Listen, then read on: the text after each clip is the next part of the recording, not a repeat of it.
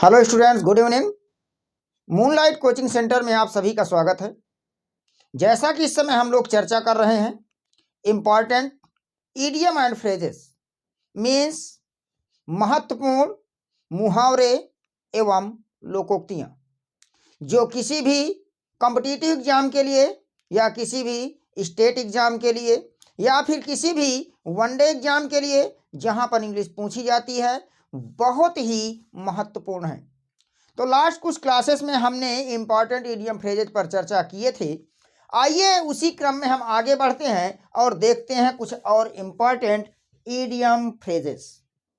तो चलिए देख लेते हैं। एक हमने लिया निप इन the bud. Nib in the बड, इसके लिए सेकंड मीनिंग लिया जाए तो to stop in the beginning, to stop in the beginning। इसके बाद अब जो है इसके लिए हम एक मीनिंग निकालें तो निकल के मीनिंग आएगी शुरुआत में रोकना। शुरुआत में रोकना। अब हमें देना होगा इसके लिए एक यूज। तो आइए बना लेते हैं यूज जो है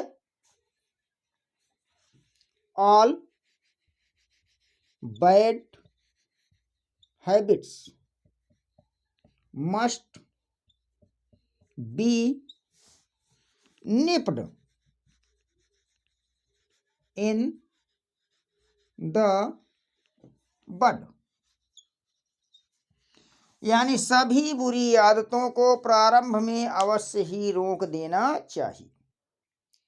चलिए नेक्स्ट आते हैं। नेक्स्ट है आपका आउट ऑफ सॉर्ट्स।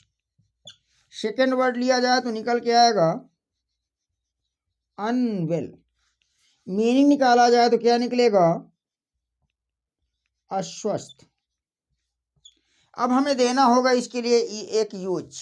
तो यूज बना लेते हैं I am out of sorts. Out of sorts मतलब अस्वस्थ, मैं अस्वस्थ हूं।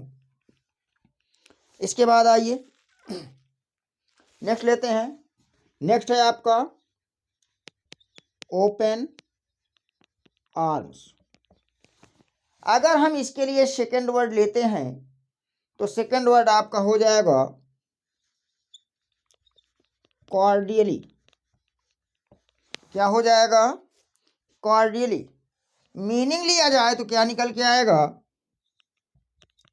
बड़े प्रेम से। अब हमें देना है इसके लिए एक यूज। तो आइए यूज बना लेते हैं the chief guest was received with open arms in the function। समारोह में मुख्य अतिथि को बड़े ही प्रेम से स्वागत किया गया।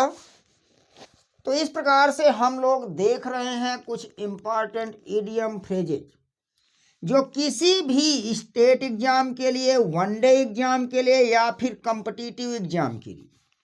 कॉम्पिटिटिव एग्जाम में such as SSC, bank, civil services या जहाँ कहीं भी आपकी इंग्लिश पूछी जाती हो तो वहाँ पर भी हम यहाँ से आते हैं, क्वेश्चन देख सकते हैं आसानी से।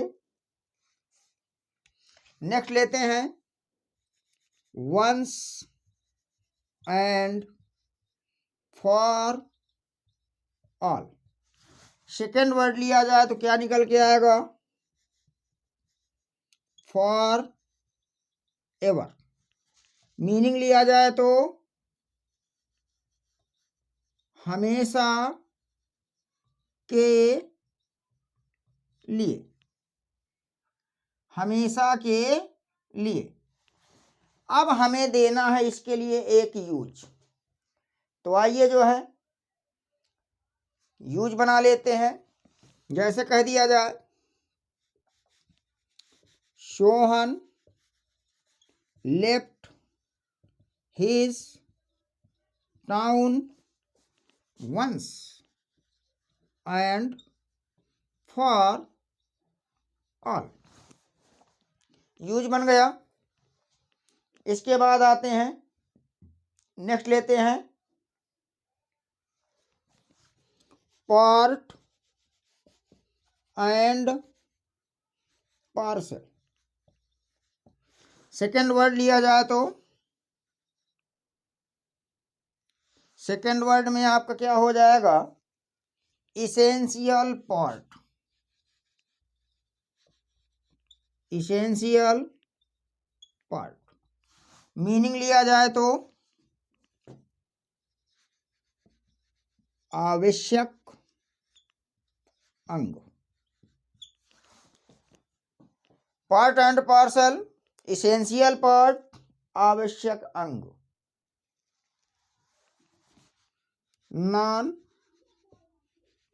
वायलेंस was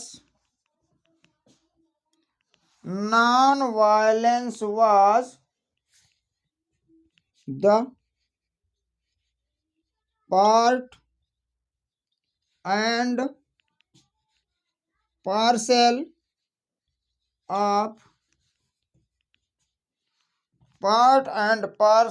of Gandhi जी's लाइफ। यानी अहिंसा गांधी जी के जीवन का आवश्यक अंग था। इसके बाद आते हैं, नेक्स्ट लेते हैं पॉइंट ब्लैंक। सेकेंड वर्ड लिया जाए तो क्लियरली। मीनिंग निकाला जाए तो साफ साफ। अब हमें देना है इसके लिए एक यूज, तो आइए जो है यूज ले लेते हैं। Mohan refused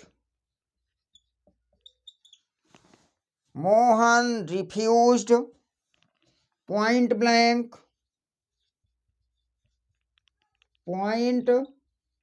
blank to give me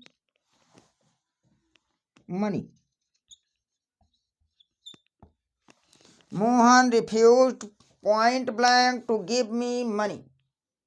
Mohan ने मुझे पैसे देने से साफ साफ मना कर दिया। तो इस प्रकार से हम आज कुछ जो है इम्पॉर्टेंट ईडियम फ्रेजेस देखे हैं। यदि क्लास आपको अच्छी लगे तो वीडियो को लाइक कीजिए, कमेंट कीजिए, शेयर कीजिए। इसी तरह के इम्पॉर्टेंट ईडियम फ्रेजेस लेकर के हम अगले क्लास में मिलते हैं। Thank you for watching the class.